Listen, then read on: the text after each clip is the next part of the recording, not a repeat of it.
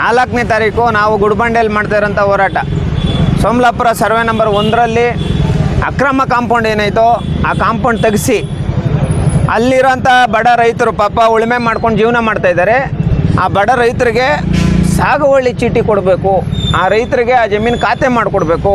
ಯಾರು ಉಳುಮೆ ಮಾಡ್ಕೊಂಡು ಅಲ್ಲಿ ಬೆಳೆ ಬೆಳೀತಾ ಇದ್ದಾರೋ ಸುಮಾರು ವರ್ಷಗಳಿಂದ ಆ ರೈತರಿಗೆ ಆ ಜಮೀನು ಉಳಿಸ್ಬೇಕು ಅನ್ನೋ ಉದ್ದೇಶದಿಂದ ನಾವು ಹಾಕಿರೋಂಥ ಅಕ್ರಮ ಕಾಂಪೌಂಡನ್ನ ಒತ್ತುವರಿ ತೆರವು ಮಾಡಬೇಕು.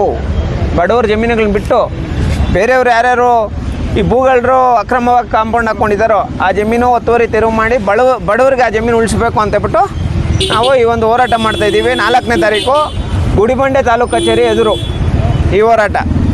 ಈ ವಿಚಾರಕ್ಕೆ ಸಂಬಂಧಪಟ್ಟಂಗೆ ನಾವೇನು ಹೇಳ್ತೀವಿ ಅಂದರೆ ಯಾವುದೇ ಕಾರಣಕ್ಕೂ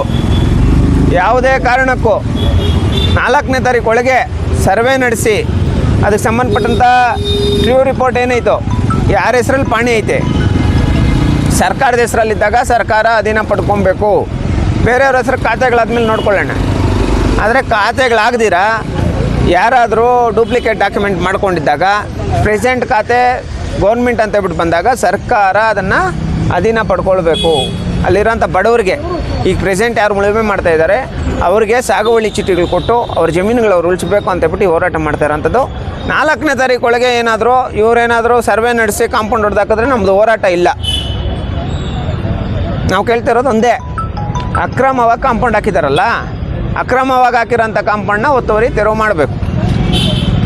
ಸರ್, ಇಲ್ಲಿಗೆ ಆ ಒಂದು ವಿಷಯದ ಬಗ್ಗೆ ಇಲ್ಲಿಗೆ ಏನಕ್ಕೆ ಬಂದಿದ್ದೀರಾ? AC ಅವ್ರು ಇದ್ದಾರಲ್ಲ, AC ಅವ್ರಿಗೆ ಹೇಳ್ಬೇಕಲ್ಲ.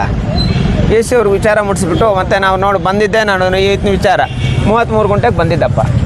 ಇವಾಗ ತಹಸೀಲ್ದಾರ್ ಕಚೇರಿಯಿಂದ AC ಅವ್ರ ಕಚೇರಿಗೆ ಬಂದೈತಿ ಇವ್ರದ್ದು. ಅವ್ರ ಫೈಲ್ ಏನಾದರೂ ಇವತ್ತು ಕೆಲಸ ಮುಗಿಸ್ಬಿಟ್ರೆ ಎಲ್ಲೋ ನೋಡಿ ಇಂಥ ಬಡವ್ರಿಗೆ ನ್ಯಾಯ ಸಿಕ್ದಂಗೆ ಆತೈತೆ. ಅಕಸ್ಮಾತ್ ಅಲ್ಲಿನೂ AC ಕಚೇರಿಯಲ್ಲಿ ಇವ್ರಿಗೆ ನ್ಯಾಯ ಸಿಕ್ಕಿಲ್ಲ ಅಂದರೆ ನಮ್ಮ ಹೋರಾಟ ನಿರಂತರವಾಗಿ ಮತ್ತೆ ಇಲ್ಲಿ ಕೂಡ AC ಕಚೇರಿ ಮುಂದೆ ಕೂಡ ನಡೆಯುತ್ತೆ. ಸರ್ ಯಾವ ಥರನ ಟೀಕೆ ಮಾಡ್ಕೊಳ್ಳಿ, ಅದರಲ್ಲಿ ನಮ್ಮದು ಇದೇ ಇಲ್ಲ. ಯಾವ ಥರನ ಟೀಕೆ ಮಾಡ್ಕೊಳ್ಳಿ. ನಾನು ಹೇಳಿದ್ದೀನಲ್ಲ, 100 ಜನ 1000 ಜನ ಪ್ರೆಸ್ ಮೀಟ್ ಮಾಡಲಿ, 1000 ಟೀಕೆ ಮಾಡಲಿ, 1000 ಜನ ಹೋಗಿ ನನ್ನ ಮೇಲೆ ಪೊಲೀಸ್ ಸ್ಟೇಷನಲ್ಲಿ ಕಂಪ್ಲೇಂಟ್ ಕೊಡಲಿ, ಕಾನೂನಾತ್ಮಕವಾಗಿ ನಮ್ಮ ಹೋರಾಟ ನಡೆಯುತ್ತೆ. ಒಂದೇ ಮಾತು ಹೇಳ್ತೀನಿ ಸರ್, ಅವ್ರಿಗೆ ಮಾತ್ರ ಅನ್ನೋದಲ್ಲ, ಯಾರ್ಯಾರಿದ್ದಾರೋ ಅವ್ರಿಗೆಲ್ಲ ಒಂದೇ ಮಾತು ಹೇಳ್ತೀನಿ. ಸುಬ್ಬಾರೆಡ್ಡಿ ಹಿಂದೆ ಇರೋಂಥ ಎಲ್ಲ ಮುಖಂಡರಿಗೆ ಆಯಾ ಟೈಮ್ಗೆ ಊಟ ಸಿಗ್ತೈತಿ, ಆಯಾ ಟೈಮ್ಗೆ ದುಡ್ಡು ಸಿಗ್ತೈತೆ, ಆಯಾ ಟೈಮ್ಗೆ ಏನೇನು ಬೇಕೆಲ್ಲ ಸಿಗ್ತೈತೆ. ಮತ್ತು ಅವ್ರಿಗೆ ಬೇಕಾಗಿರೋಂಥ ಕಾಂಟ್ರಾಕ್ಟ್ ಕೆಲಸಗಳು ಸಿಗ್ತೈತೆ. ಅವ್ರಿಗೆ ಬೇಕಾಗಿರೋಂಥ ಎಲ್ಲ ಸವಲತ್ತುಗಳೂ ಸುಬ್ಬಾರೆಡ್ಡಿ ಜೊತೆಯಲ್ಲಿರೋಂಥ ಲೀಡರ್ಸ್ಗಾಗ್ಬೋದು, ಅವ್ರ ಜೊತೆಯಲ್ಲಿರೋಂಥವ್ರಿಗೆ ಸಿಗುತ್ತೆ. ಅದೇ ಬಡವ್ರ ಜೊತೆ ಇದ್ರೆ ಏನು ಸಿಗುತ್ತೆ ಗೊತ್ತಾ? ಸುಳ್ಳು ಕೇಸುಗಳು, ಕಂಪ್ಲೇಂಟ್ಗಳು, ದೌರ್ಜನ್ಯಗಳು, ಆರೋಪಗಳು ಇವೆಲ್ಲ ಸಿಗ್ತೈತಿ. ಆದರೆ ಸುಬ್ಬಾರೆಡ್ಡಿ ಜೊತೆ ಇರೋರಿಗೆ ಯಾರೂ ಗುರ್ಸೋಂಥ ಕೆಲಸ ಮಾಡಲ್ಲ. ಸುಬ್ಬಾರೆಡ್ಡಿ ಒಬ್ಬರೇ ಹೆಸರು ಮಾಡ್ತಾರೆ, ಒಬ್ಬರೇ ದುಡ್ಡು ಮಾಡ್ತಾರೆ, ಒಬ್ಬರೇ ಆಸ್ತಿ ಮಾಡ್ತಾರೆ ಹೊರತು ಜೊತೆಯಲ್ಲಿರೋಂಥವ್ರಿಗೆ ಯಾವುದೂ ಸಿಗಲ್ಲ.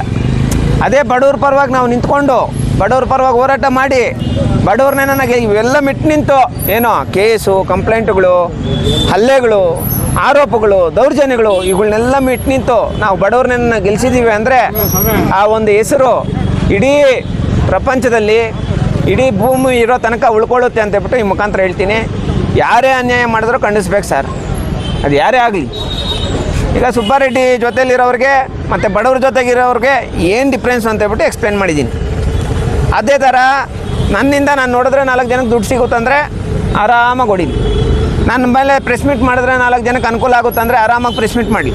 ನನ್ನ ಮೇಲೆ ಆರೋಪ ಮಾಡಿದ್ರೆ ಒಂದು 4 ಜನಕ್ಕೆ ಅನುಕೂಲ ಆಗುತ್ತಂದರೆ ಆರಾಮಾಗಿ ಮಾಡಲಿ. ನಮ್ಮದು ಯಾವುದೇ ಅಬ್ಜೆಕ್ಷನ್ ಇಲ್ಲ. ಯಾರೇ ಒಬ್ಬರು ಆರೋಪ ಮಾಡಿದಾಗ ಅಥವಾ ನನ್ನ ವಿರುದ್ಧ ಹೋರಾಟ ಮಾಡಿದಾಗ ಅಥವಾ ನನ್ನ ವಿರುದ್ಧ ಕಂಪ್ಲೇಂಟ್ ಕೊಟ್ಟಾಗ ನಂದೇನೇ ಅಬ್ಜೆಕ್ಷನ್ ಇಲ್ಲ. ಅವ್ರ ಹೋರಾಟ ಅವ್ರದ್ದು, ನನ್ನ ಹೋರಾಟ ನಂದು. ಹೌದಣ್ಣ, ರಿಯಲ್ ಎಸ್ಟೇಟ್ ಮಾಡ್ಕೊಳ್ಳೋಣ, ನಮ್ಮದೇನು ಅಬ್ಜೆಕ್ಷನ್ ಇಲ್ಲ.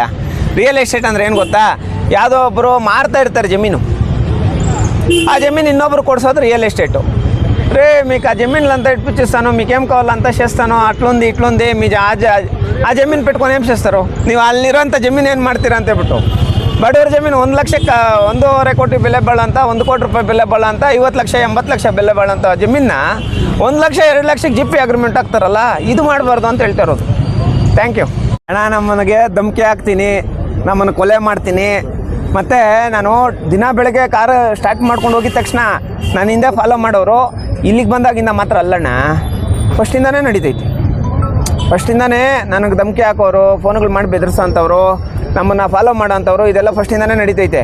ಆದರೆ ನಾನೇನಂದರೆ ಈ ಜೀವದ ಮೇಲೆ ನನಗೆ ಯಾವುದೇ ಆಸೆ ಇಲ್ಲಪ್ಪ, ಏನೋ ಒಂದು ಮಾಡಬೇಕು ಏನಿಲ್ಲ. ಯಾರೋ ಕೊಲೆ ಮಾಡ್ತಾರೋ ಕೊಲೆ ಮಾಡಿಬಿಡಲಿ. ಈಗ ಬಾಗೇಪಲ್ಲಿ ಜನತೆ ಜಾಸ್ತಿ ಜನ ಹೇಳೋದೇನು ಗೊತ್ತಾ, ನಾನು ಹೋರಾಟ ಮಾಡಬೇಕು ಅಂತೇಳ್ಬಿಟ್ಟು ನನಗೂ ತುಂಬ ಇಷ್ಟ. ಆದರೆ ಶಾಸಕರ ಕಡೆಯವ್ರು ನಮ್ಮ ಮೇಲೆ ಸುಳ್ಳು ಕೇಸ್ ಹಾಕ್ತಾರೆ, ಶಾಸಕರ ಕಡೆಯವ್ರು ನಮ್ಮನ್ನು ಕೊಲೆ ಮಾಡ್ಬೋದು, ಶಾಸಕರ ಕಡೆಯವ್ರು ನಮ್ಮನ್ನೇನೋ ಒಂದು ಮಾಡ್ಬೋದು, ಅದಕ್ಕೆ ನನಗೆ ಮಾತಾಡೋದಕ್ಕೆ ಇಷ್ಟ ಇಲ್ಲ ಅಂತಾರೆ. ಶಾಸಕರ ಕಡೆಯವ್ರು ಕೊಲೆ ಮಾಡಿದ್ರು, ಕೊಲೆ ಮಾಡಿಲ್ಲ ಅಂದರು, ಯಾರೋ ಒಬ್ರು ಬಂದು ಕೊಲೆ ಮಾಡಿದ್ರು, ಕೊಲೆ ಮಾಡಲಿಲ್ಲ ಅಂದರು, ನಾಳೆ ದಿನ ನೀನು ಬದುಕಿರ್ತೀಯ ಅಂತೇಳ್ಬಿಟ್ಟು ನಿನಗೆ ನಂಬಿಕೆ ಆಯಿತಾ? ನಾನಿವಾಗ ಬದುಕಿದ್ದೀನಿ, ಇನ್ನೊಂದು ಅವರ್ಗೆ ಬದುಕಿರ್ತೀನಿ ಅಂತೇಳ್ಬಿಟ್ಟು ನನಗೆ ನಂಬಿಕೆ ಆಯಿತಾ?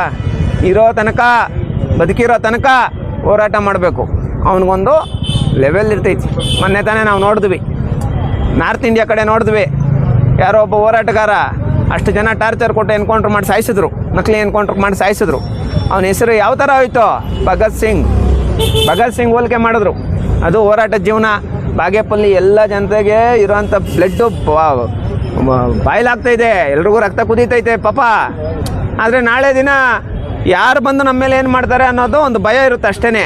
ಆದರೆ ಆ ಭಯನ ಮೆಟ್ಟಿ ನಿಂತ್ಕೊಂಡವನು ನಿಜವಾದ ಹೋರಾಟಗಾರ ಆಗ್ತಾನೆ. ಒಂದು ಸರಿ ಅಲ್ಲಣ್ಣ, ಇವ್ರದ್ದು ಬಾಗೇಪಲ್ಲಿ ನಾವು ಸುಬ್ಬಾರೆಡ್ಡಿ ಇಶ್ಯೂ ತಗೊಂಡಾಗಿಂದ ಜಾಸ್ತಿ ಜನ ಬೆದರಿಕೆಗಳಾಗ್ತಾರೆ. ಆ ಬೆದರಿಕೆಗಳು ಬೆದರ್ಬೇಕಲ್ಲ.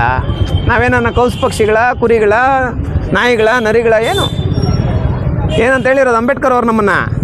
ದಲಿತರಲ್ಲ, ಕುರಿಗಳಲ್ಲ ಅಲ್ವಾ? ಅದು ಬ್ಲಡ್ಡು, ನಮ್ಮ ಮೈಯಲ್ಲಿ ಹರಿತಾ ಇರೋಂಥ ಬ್ಲಡ್ಡು. ನಾವು ಹೇಳೋಂಥದ್ದು ಒಂದೇ ಭಯ, 4ನೇ ತಾರೀಕು ಮಾಡ್ತಾ ಇರೋಂಥ ಹೋರಾಟ. ದುಡ್ಡಿರೋ ಅಂಥ ಶ್ರೀಮಂತ ದಲಿತರೆಲ್ಲ MLA ಶಾಸಕರ ಜೊತೆ ಇರಲಿ, ಎಲ್ಲ ಸಮುದಾಯದ ಬಡವರು ನನ್ನ ಜೊತೆ ಇರ್ತಾರೆ. Thank you.